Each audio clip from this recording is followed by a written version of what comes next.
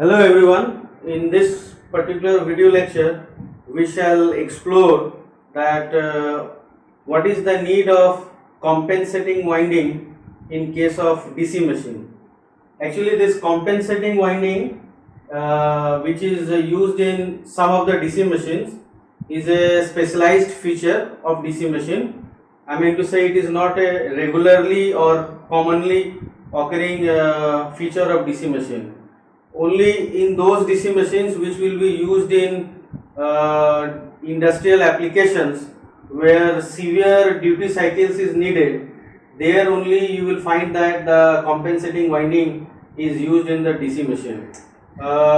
One of the example, or rather one of the possible example of industrial application where severe duty cycle is required. Actually, by the word severe duty cycle, I mean that very high and very sudden demand of torque. That means if you have some kind of industrial application where there is a sudden rise in the torque demand, and that too in a short span of time, so that demands that the DC motor which is employed for that particular industrial mechanism or industrial process, that DC motor should also increase the developed electromagnetic torque to a high value in a short span of time. So that means what it will entail that the DC motor should suddenly draw a large value of armature current. Now due to this large value of armature current which is drawn by the DC motor, in case the torque demand increases suddenly to a very high value in a short span of time, will give a effect which can be explained with the help of this diagram. Before I start with that why this sudden increase in armature current due to the sudden increase in the torque demand is going to create some problems which cannot be actually managed, or rather which cannot be actually taken care by the interpoles. So that thing we will study in this particular video lecture. But before we study or start with that, let us first make ourselves very much familiar and acquainted with these diagrams which are drawn, so that it's easy for us to understand in the long run. First of all, this one is the developed view of a two-pole DC machine. I have taken two-pole DC machine so as to eliminate any kind of confusion, or rather any kind of ambiguity between electrical and mechanical degree, because you know that theta electrical is given by P by 2 multiplied by theta mechanical. So if the number of poles is 2, then theta electrical and theta mechanical are one and the same. So you don't have to bother about whether it is electrical degree or mechanical degree. The another point is that in order to draw this developed view of this DC machine, or in order to draw the developed view of the two-pole DC machine, what has to be done? First, you have to take the cross-sectional view of a two-pole DC machine. So that means you have to imagine that the DC machine is being cut by an imaginary plane. The imaginary plane is perpendicular to the shaft of the DC machine. So if you cut the DC machine by an imaginary plane, and that imaginary plane is perpendicular or normal to the shaft, in that case this kind of diagram will appear.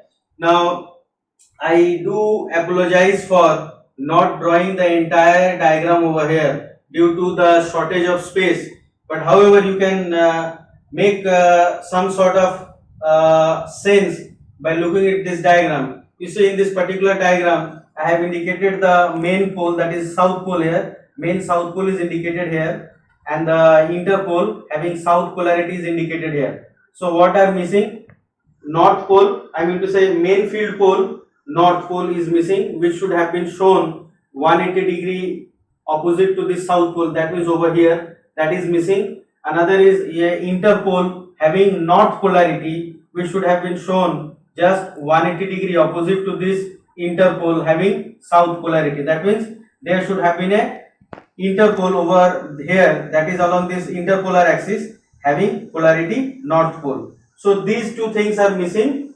I mean to say the north pole, the main field pole, that is the north pole, and the interpole having north polarity.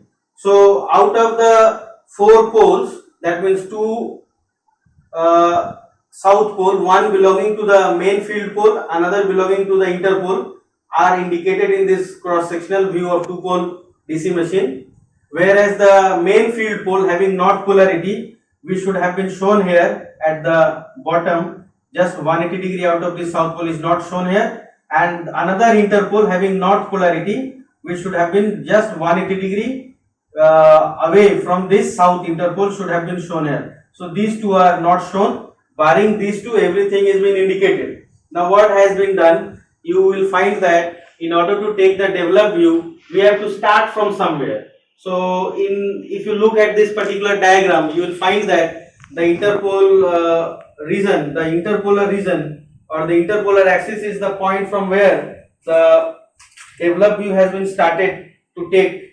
You see here in this particular diagram, these are the two brushes. This red color which are marked here, this red color which is shown here, these are the two brushes. So this brushes is placed along the interpolar axis. So the developed view is being started from the interpolar region, that means this region. It is being started from the interpolar region, that means this region. So you have to imagine that it is being cut out from this portion along the interpolar region and then it is laid out flat like this.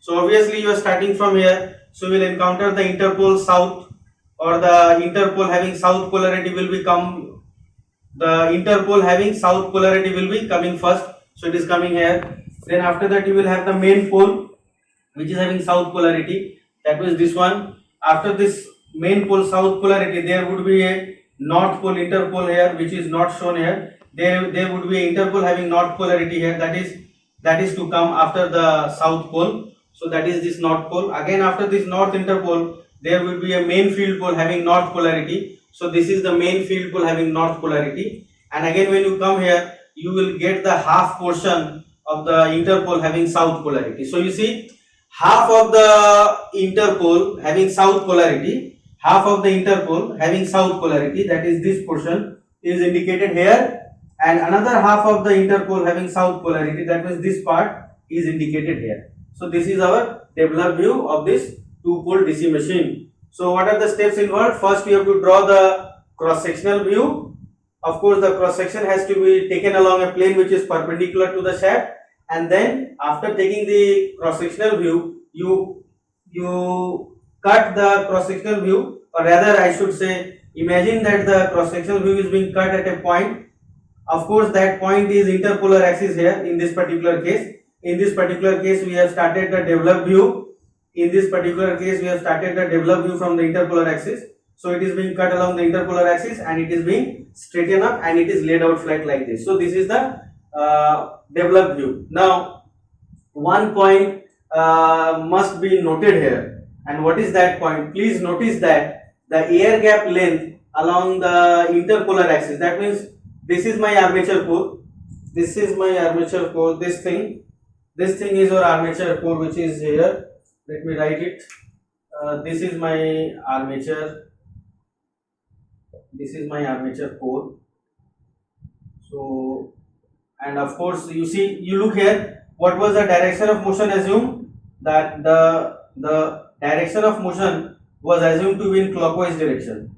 So if you are taking the developed view, that will translate into motion from left to right. So this is the direction of motion from left to right. If you just look at the direction of rotation, it was assumed to be clockwise. So if you take the developed view, it will translate into motion from left to right. Now further we are assuming generating action. You could as well assume motoring action, but in that case certain things are going to change regarding the induced EMF polarity in the armature conductors. They will change if you assume motoring action. However, you allow me to take generator action, or the DC machine is working as a generator and this is the direction of motion. So now what do you see? You can just correlate. It's very easy. You see here we have started the developed view from the middle of this interpole having south polarity. So what should come as far as the armature conductor is there? Conductor number 6, 5, 4, 3, 2, 1. So that what you can find here, conductor number 6, 5, 4, 3, 2, 1 is there in the armature core. So this is the developed view of the armature core. Of course, one thing I was pointing, I should again recollect and tell you that you see, you just look over here, the air gap along the interpolar axis is very large compared to the air gap under the main field pole. So I will use this term, this north and this south pole, this north and south pole, they will be termed as main field pole, whereas this north and south pole, they will be termed as interpoles, because the interpoles are narrow poles which are connected to the yoke or which are fitted to the yoke along the interpolar axis. So this red dotted line actually indicates the interpolar axis, and you see that there is a narrow pole fitted with the yoke, or there is a narrow pole fitted to the yoke along the interpolar axis. So this is my interpole having north polarity, and this is interpole having south polarity. This is half portion of south pole interpole, and this is another half portion of the south pole interpole, and these north and south are the main field poles. Now what I was saying is that if you notice, the air gap under the main field pole is very small, whereas the air gap under the interpoles is very large. Now this is done intentionally and with a purpose. What is the purpose? For keeping a unusually very large air gap under the interpoles compared to the main poles. You see, for the main pole air gap is very small, whereas for interpole the air gap is very large. There is only one reason, and it is that we don't want any kind of magnetic saturation.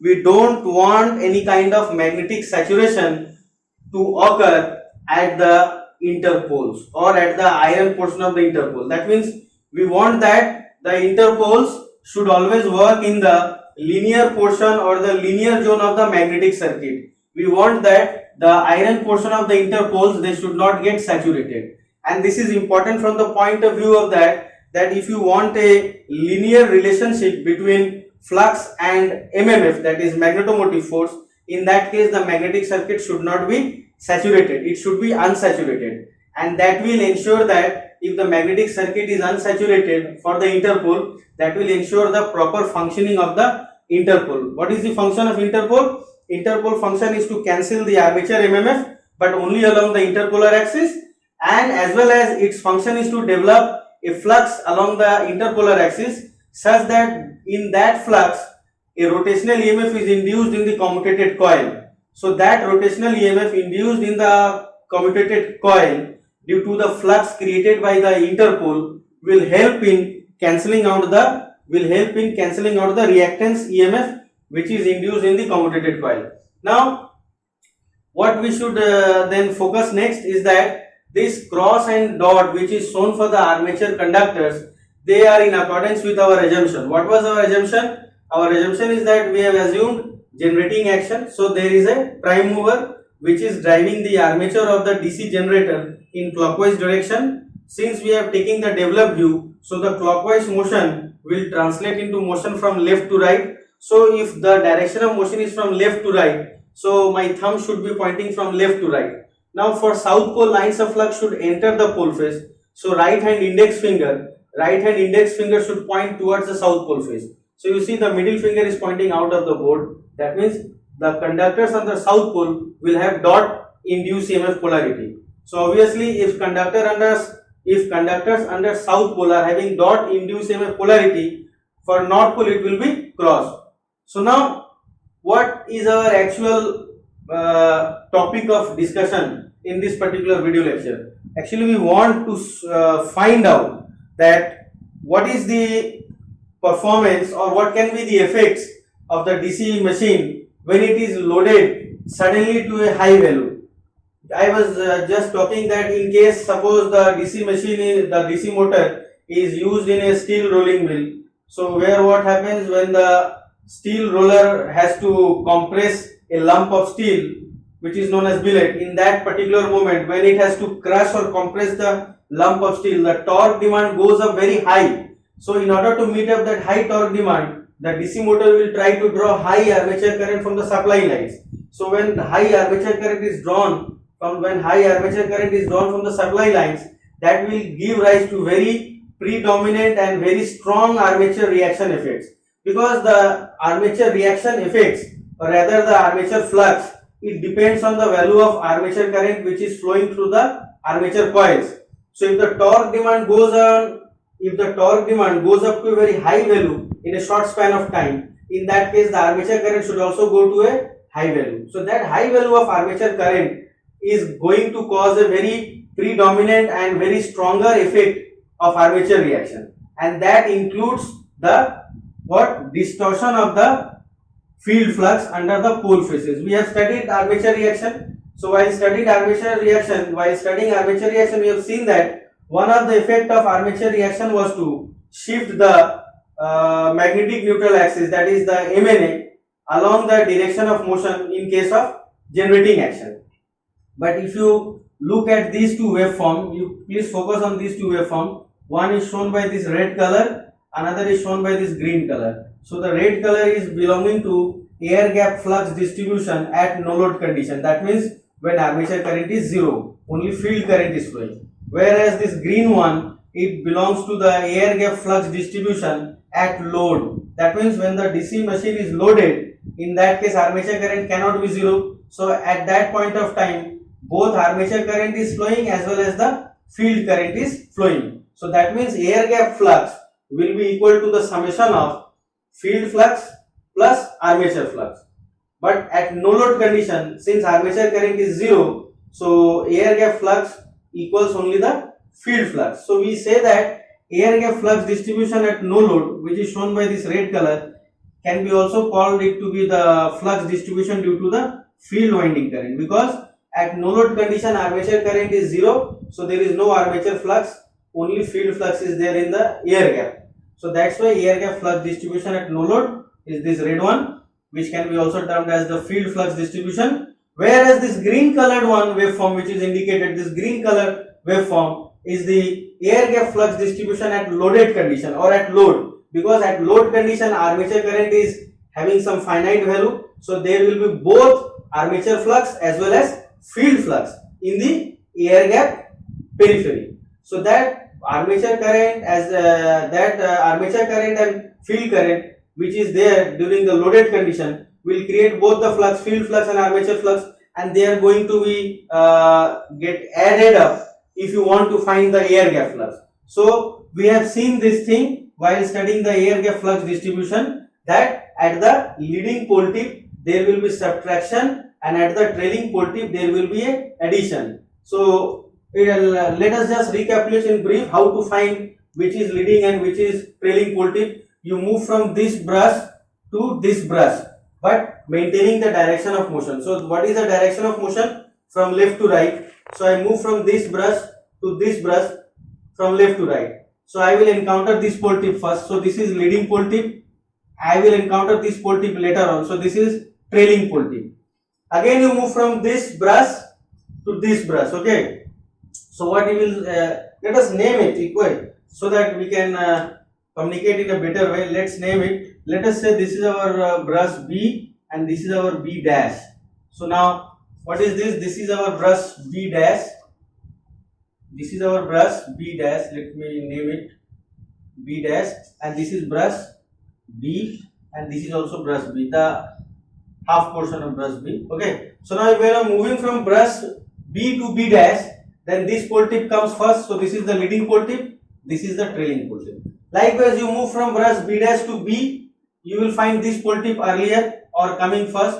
So this is the leading pole tip. This is the trailing pole tip. So while studying that armature reaction, we have seen that for generating action, there is an increase in the flux density at the trailing pole tip and there is a decrease in the flux density at the leading pole tip. So accordingly, you see when the air gap flux is plotted at loaded condition, which is indicated by this green color, at the trailing pole tip you will find that there is a at the leading pole tip you will find that there is a reduction in the air gap flux, and at the trailing pole tip you will find that there is an increase. Okay. So what I am saying, that at loaded condition at the leading pole tip there will be reduction in flux density. So you see what is the reduction in the flux density at the leading pole tip during loaded condition. This is the reduction in the flux density. This is the reduction at the leading pole tip. And what is the increase? This is the increase in the flux density at the trailing pole tip. Okay. So this thing is decrease and this is the increase. Now equally you can find that the armature MMF, when we have plotted the space distribution of armature MMF, we have seen that the armature MMF was having zero value at the pole center. So that's why the armature MMF happens to be what? Armature MMF happens to be zero, where at the pole center, that is this dotted line. So that's why you see the value of the flux density at loaded condition and at unload condition or no load condition, they happen to be same. Okay, I am marking this by this blue line so that it's clear. You just look at this value. So this is the value of flux at no load condition. So you see the value of the flux at the pole center remains to be same, whether it is no load, that is this red line, or whether it is loaded, that is this green line. You see, if you take the green line or if you take the red line, for both the cases at this point, that is the pole center, you will find that flux is same, isn't it? If you take the green line and if you take the red line, for both green line and red line, the flux is happens to be same at this particular value. So this line is the line passing through the pole center, that is the field axis. So that's why the value of flux happens to be same both at no load and loaded condition at the pole center only. Why it is same at the pole center? Because we have seen while plotting the armature MMF distribution along the air gap periphery that the MMF of the armature happens to be zero at the pole center. The same conclusion can be found here also. At the north pole center also you will find that the air gap flux due to no load or loaded condition, they are same at the pole center because the armature MMF is zero at the pole center. Now what I was saying, that we have seen that thing that there is a decrease in flux at the leading pole tip and increase in flux at the trailing pole tip since we have taken generating action. What about the shifting of MNA? You see, you will not find hardly, rather you can observe that there is hardly any shifting of MNA from this GNA. Why? Because the interpoles are being used here. So these interpoles, they ensure that the commutation is being happen or commutation is being performed in a proper way, and due to these interpoles, due to the interpoles present, you see that the zero crossing of the flux both for loaded condition and no load condition is almost at the same point. So we should mark this and try to observe. What we try to observe, that when we have studied the flux distribution in air gap at loaded condition without the presence of interpoles, in that case you will find that the zero crossing of the air gap flux distribution at loaded condition was actually shifted in the direction of motion for generating action, and it was shifted against the direction of motion for motoring action. From where it is shifted? It is shifted from the interpolar axis or the geometric neutral axis, that is GNA. But in this particular diagram, this thing can be termed as GNA, that is geometric neutral axis, which is passing through the interpolar axis.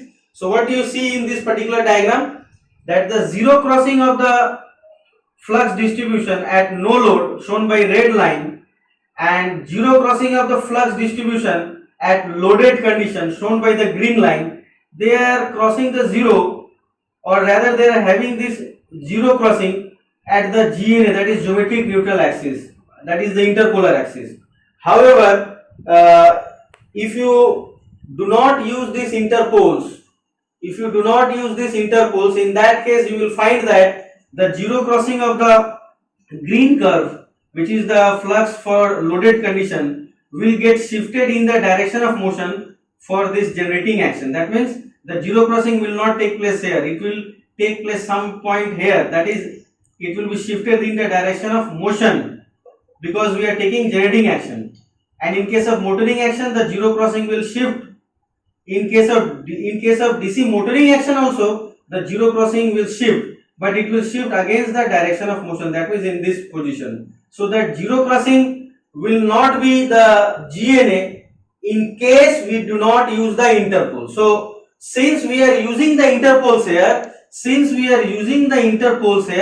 that's why you see that the waveform of the air gap flux distribution at loaded condition is crossing the zero value, or it is having its zero crossing along the GNA. This zero crossing along the GNA for the waveform of air gap flux due to loaded condition is happening along GNA only because of the presence of these interpoles. Had the interpoles would have been absent, in that case the zero crossing would have been shifted. Now, after saying this, now let us try to focus our attention that why this sudden increase in torque demand, which leads to sudden increase in the armature current drawn by the DC machine, is going to create problems for us.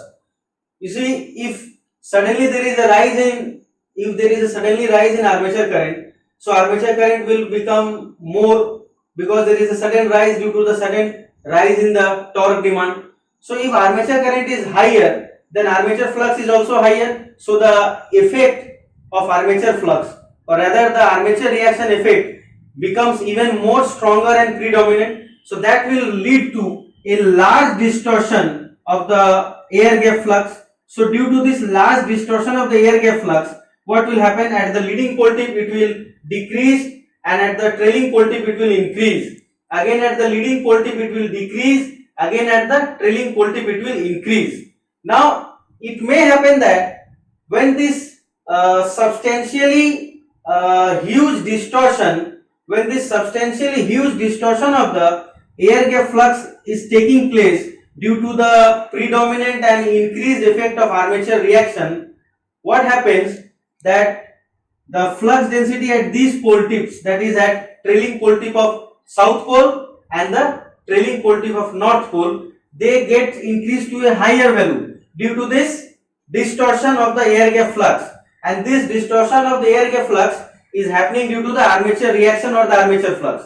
Now, one may think over what is the meaning of distortion of the flux. Simply speaking, distortion of the flux means non-uniform distribution. That means the distribution of flux, or you may say the distribution of flux density over a particular area, becomes non-uniform. In some portion it is shooting up to a very high value, and in some portion it is reduced to a very low value. So that thing is actually implying the word distortion. Distortion means non-uniform distribution. Now in this particular diagram, you see, you just focus your attention to coil number 2 and 2 dash.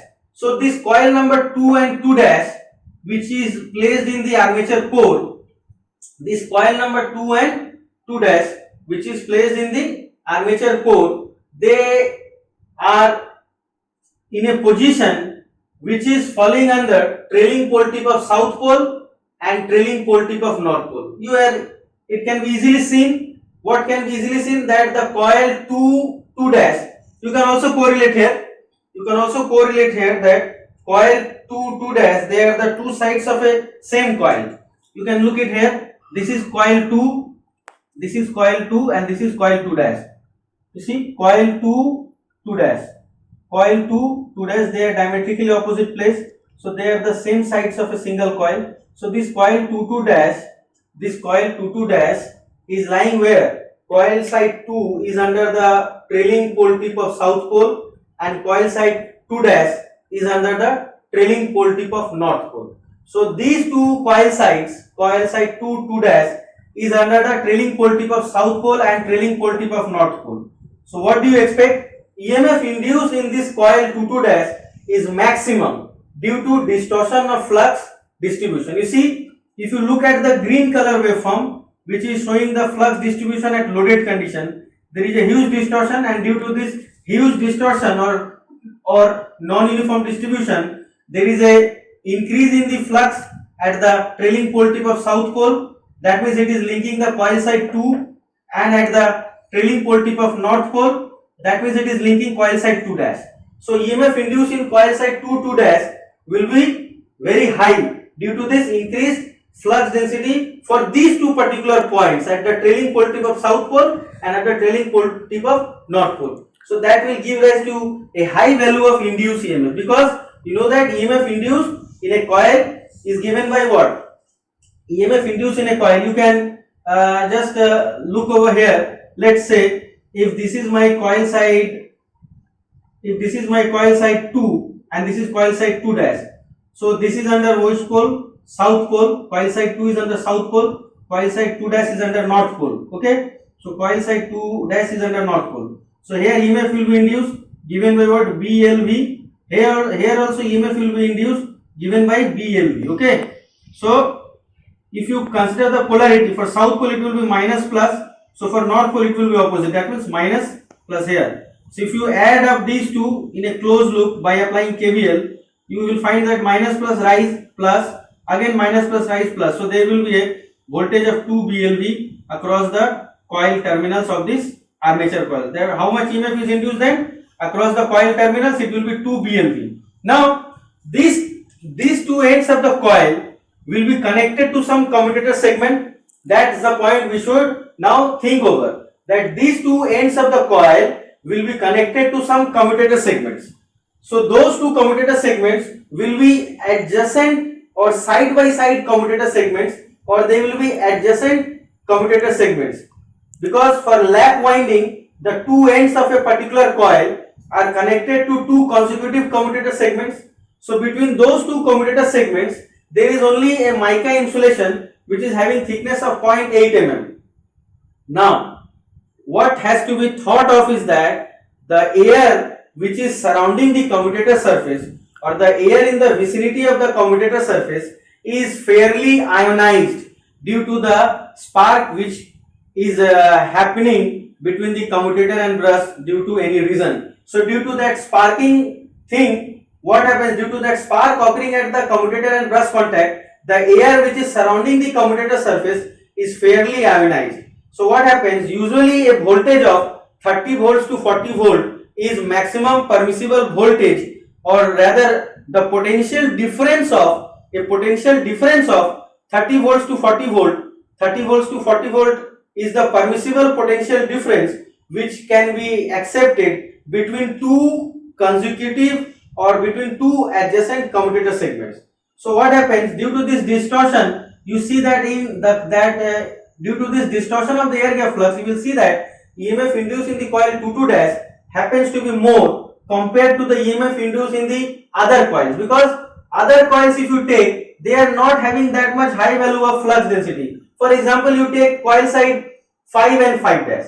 So coil side 5 and 5 dash, they are having not that much value of induced EMF, because the flux density or flux which is being encountered by coil side 5 dash is very small. Coil side 5, you see, flux encountered is very small. So this EMF induced will be of very large value. That problem is happening at this moment for coil side 2 and 2 dash, because they are falling under this region where the coil side 2 and 2 dash are under the trailing pole tip of south pole as well as trailing pole tip of north pole. So that's why EMF induced in these two coil side 2 dash will be very high.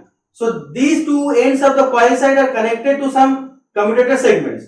So the potential difference between those two consecutive commutator segments, because we have assumed lap winding, so for lap winding the two ends of a coil are connected to two adjacent commutator segments. What is going to happen?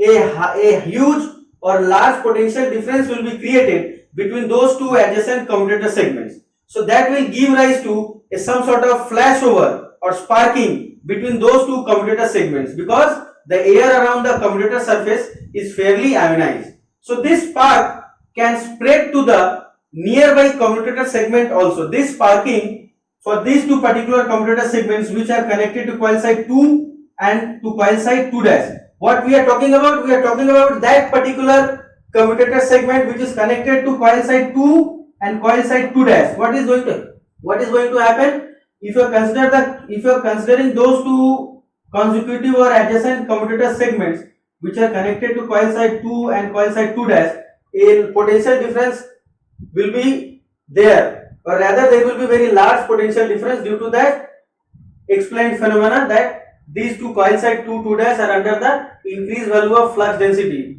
because they are under the trailing pole tip of south pole and north pole. What will happen? There will be a spark over or flash over between those two commutator segments, because the air around the commutator surface is fairly ionized. Now this thing is not going to stay forever. This thing is moving in what direction? From left to right. So after some point of time, coil side 3 and 3 dash will occupy the position which is occupied by coil side 2 and 2 dash right now. So whatever is the position occupied by coil side 2 and 2 dash right now, that position will be occupied by coil side 3 and 3 dash once the armature core moves in this direction by one slot pitch. So in that particular moment, EMF induced in this coil side 3 dash will be very high. So that will lead to a spark over between those two commutator segments which are connected to coil side 3 and 3 dash. So in this way you can expect that between all the commutator segments there can be a flashover and which can create some sort of ring of fire. Now after having saying this, now we need to think over and ponder that in spite of using these interpoles, why this thing can happen. So we should take a deep look over here. You see, the interpoles are effective only in this zone which is known as commutation zone. So this particular zone is known as commutation zone. So this particular zone is known as commutation zone. So if this is your commutation zone, so interpoles are effective only in the commutation zone. Let me write it fairly so that it is there for future reference. So this particular area region between these 2 points, they are usually named as commutation zone.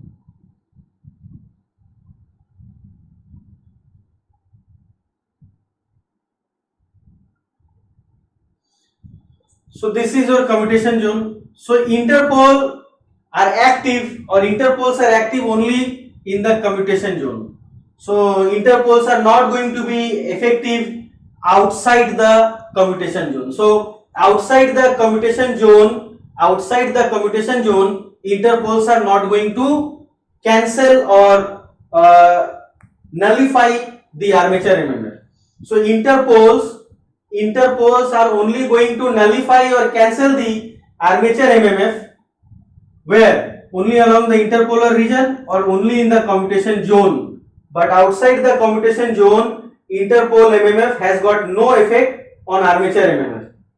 Now one point I would like to add is that when we say that interpole MMF is cancelling the armature MMF, we should not form an impression that armature MMF has become to zero or it has reduced to zero. This is very important, please. Why it is important? We should think that the net effect or the combined effect of interpole MMF and armature MMF taken together, that thing is zero. So what we have to think that the sum of interpole MMF as well as armature MMF along the commutation zone, if you take interpole MMF and armature MMF together along the commutation zone, that thing will be zero. But separately or individually, neither armature MMF is zero nor interpole MMF is zero. So individually or separately, there is a interpole MMF. Also, if you consider separately or individually, armature MMF is also there. But what we are talking, that when we take the combined value of armature MMF and interpole MMF in the commutation zone, that thing becomes zero.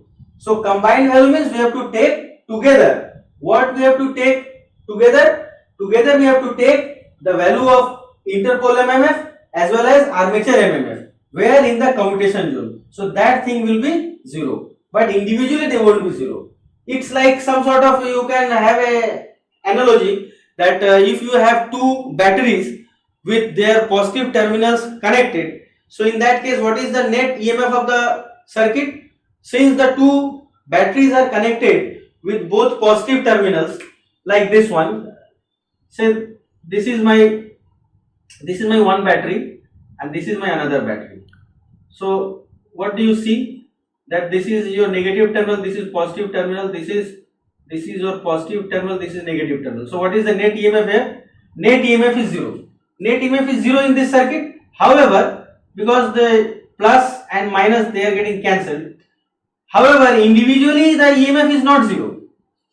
if you consider individually this battery has EMF, individually this battery has EMF, but if you take the combined sum of this EMF and this EMF in this entire circuit, you will find there is no EMF, there is zero, because they are cancelling each other. So that some sort of thing happens here, some sort of similar thing happens here. If you take individually the interpole MMF and the armature MMF, they may exist, but if you take the combined value, that means if you take interpole MMF and armature MMF together in this combined way along this interpolar region or commutation zone, that will give rise to zero value.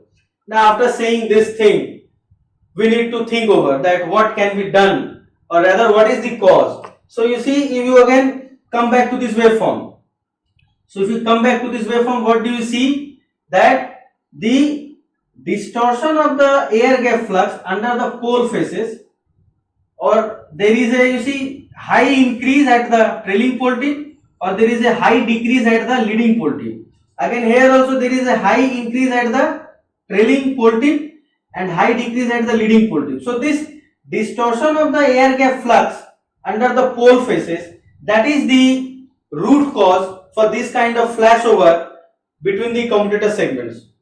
If there is a very less distortion, or rather if you do not allow any kind of distortion, if you do not allow any kind of distortion in the air gap flux under the pole faces, in that case this situation will not come, where there is a huge induced EMF in one coil and that is giving rise to some sparking or commutation problem. So what has to be done? We need to think of a method, or we need to rather devise a way in which we can make sure that the armature MMF is also cancelled under the pole faces. You see, till now what has been done? Till now only armature MMF is being cancelled or taken care of in the commutation zone or along the interpolar axis. But now we need to think that how we can nullify or cancel the armature MMF under the pole faces also. So in order to nullify the armature MMF under the pole face, we have to use a winding which is named as compensating winding. So you see, for compensating winding, what has to be done? A specially designed field pole lamination is needed. That's why we say that at the design and construction stage, only we have to decide that whether we want to keep the compensating winding or we don't want to keep the compensating winding. So this is one particular or typical shape of the field pole lamination, specially designed field pole lamination. The thickness will be as usual in the range of 1 mm to 1.5 mm. But what is the difference of this field pole lamination? Actually, we have seen earlier also the field pole lamination. So the earlier field pole lamination looked like this. So what is the difference of this field pole lamination with this field pole lamination? These slots are being cut on the pole face. This part is the pole face or the pole shoe. So you see, slots are being cut out in the pole face. So when you go on placing this kind of lamination one over another, obviously you will have a structure where you will find that that slots have been created. Okay, so we will have a structure where you will find that these slots are being created on the pole face or the pole shoe. So we will house the compensating winding in these slots which are created in the pole face or the pole shoe. So slots are being created in the pole shoe or the pole face, and in these slots we will place the compensating winding. So let me draw it here. I have not indicated earlier the compensating winding. Let me draw it over here. So there will be compensating winding in the pole faces, both for the south pole face as well as the north pole face. Now what is the purpose of this compensating winding? The purpose of this compensating winding is to cancel. What we need to cancel? We need to cancel the armature MMF, where actually armature MMF was getting cancelled earlier also when the interpoles were there. But the problem was that armature MMF was getting cancelled by the interpoles only in the interpolar region or the commutation zone. Now we need to also cancel the armature MMF under the pole faces. Under the pole faces. So we have cut out slot in the pole faces so that we can house the compensating winding in the pole faces of the pole shoe. So here we will house the compensating winding conductors. So these compensating winding conductors which are housed here, they has to be housed in such a way that they carry a current which will have a polarity opposite to the current carried by the armature conductors under its influence. For example, you consider this south pole. So what are the armature conductors under the influence of south pole? Under the influence of south pole, we have armature conductor 5, 4, 3, 2. What current they are carrying? They are carrying dot current. So the current carried by the compensating winding which are there in the pole face of the south pole should be opposite to this dot current. That means it should be cross. So the current carried by this, it should be cross. Likewise, you see, for this north pole, what are the armature conductors under the influence of north pole? Under the influence of north pole, we have armature conductor 5 dash, 4 dash, 3 dash and 2 dash. So these are the four armature conductors: 5 dash, 4 dash, 3 dash and 2 dash under the influence of north pole. What current is being carried by these armature conductors? 5 dash, 4 dash, 3 dash, 2 dash, cross current. So current carried by the compensating winding which are placed in the north pole face should be opposite to this current. That means it should be dot. So current carried by the compensating winding should be opposite in direction with respect to the armature conductors under its influence. So under these compensating winding conductors, the armature conductor 5, 4, 3 are under the influence. They are carrying dot current, so it has to carry cross current. Now why it is so? That the logic is simple. If you take a closed path like this one, so in this closed path, what do you see? 4 cross current and 4 dot current. So if you assume cross current to be positive and dot current to be negative, so the net MMF acting in this closed path will come out to be 0, because as per Ampere's circuital law, we say that MMF acting along a closed path is what? MMF acting along a closed path is given by the net current which is enclosed by that closed path. So if this is your closed path, so in this closed path, what is the net current enclosed? So in this closed path shown by this green line, in this closed path, the net current enclosed is 0, because 4 cross current and 4 dot current, they cancel each other. So the net MMF acting in this closed path is 0. So you don't find, what do you find actually rather? That armature MMF and MMF due to compensating winding conductors, they are cancelling. They are getting cancelled. Where? Under the pole faces. The same thing is here. You can see it here individually, that if I take this particular path, so dot and cross current, they are cancelling. If I take this particular path, dot and cross current are cancelling. If I take this particular path, dot and cross current are cancelling. If I take this particular path, dot and cross current are cancelling. So what do you find? That the armature conductor MMF which is there under the main pole face is being cancelled by the MMF due to compensating winding conductors.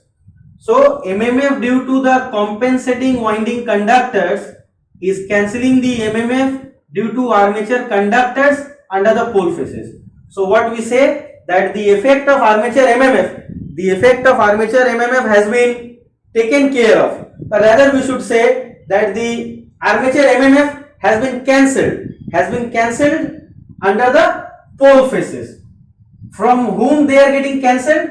The armature MMF under the pole faces are getting cancelled from the MMF due to the compensating winding conductors, or rather MMF due to the current carried by the compensating winding conductors. Okay, so if you take this into account, you will find that the MMF waveform, or rather I should say the not MMF waveform, rather I should use the word that air gap flux distribution under the pole faces, they become lot better. Lot better means it becomes more uniform, or you can say the distortion is reduced. How it is reduced? Because you are cancelling the armature MMF.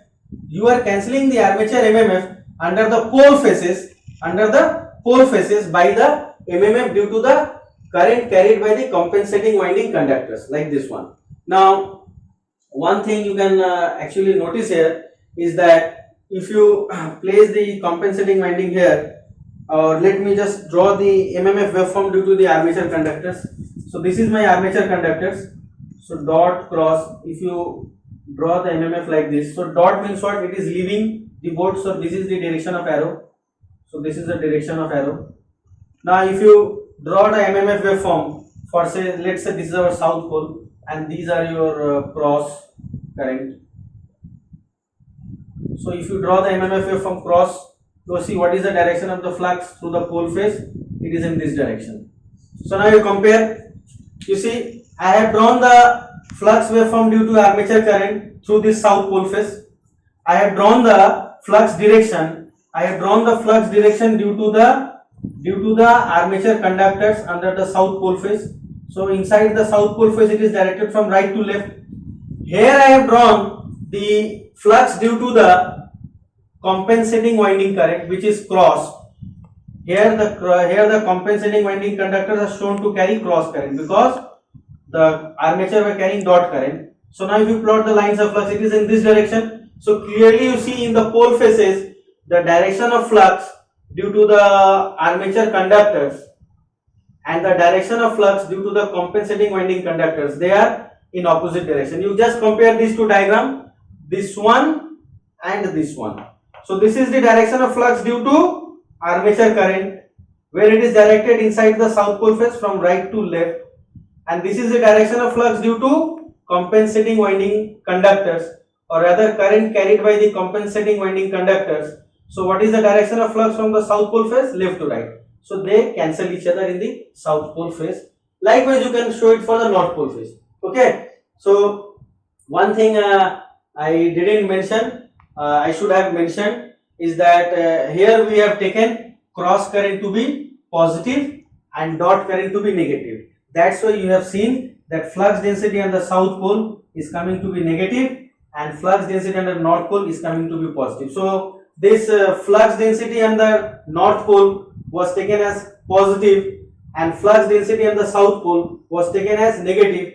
That is due to our assumption that cross current is taken as positive and dot current is taken as negative. If you choose the reverse convention, in that case the flux density on the south pole will become positive and flux density on the north pole will become negative if you take dot current as positive and cross current as negative. However, in this particular explanation, I have taken cross current to be positive and dot current to be negative. That's why what happens for south pole, lines of flux, if you see it is entering. So lines of flux, if they are entering the stator core or leaving the rotor core, it is taken as negative, and the opposite is true for north pole phase. Another thing which I have not shown but I should admit is that you see, you look at the armature core, you look at the developed view armature core. I have not shown the slot and tooth. So that is just for the ease of drawing, but actually there will be slot and tooth portion in the diagram which I have not indicated, or rather you can say that for convenience we have ignored the slot and tooth portion of the armature. Here also for convenience the slot and tooth portion are ignored, but they will be there in actual practice. There will be slot and tooth portion. Okay, so let it be up to this. Thank you.